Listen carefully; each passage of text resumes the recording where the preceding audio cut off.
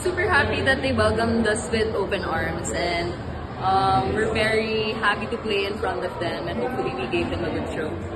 Gano'n lang ka-importante for the league na although pre-season lang itong PBL on tour, they're bringing the games to the provinces to get an up-close view for the fans. Yeah, it's nice because some fans can't go to Manila to watch us, so we're happy that we can go here and play, and they can watch us play. At least my chance, everyone has a chance to watch us. So yeah, we're really happy that nangyari to, and hopefully it will happen sa next years rin, para may chance rin yung ibang fans makanood sa akin. So far yung experience ko, first game, sobrang saya dahil, ayun nga, sobrang supportive ng mga fans na nandito. Like, yun nga, mostly, syempre, fans ng Chocomucho, pero they were cheering for us kanina. Yun nga, parang sobrang sarap maglaro kanina.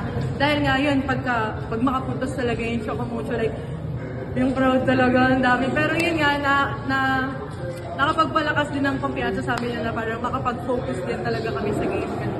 Gano'n lang ka-importante itong PBL on tour na kahit pre-season, at least nadadala ng liga yung mga games closer to the provinces, makita rin ng ibang fans yung naglalaro kayo. Sa amin, sa Farm Fresh, super important talaga siya kasi we have a new system with Coach Lodi. And ayun nga, parang pre-season So dito namin ina-apply unti-unti yung sistema niya.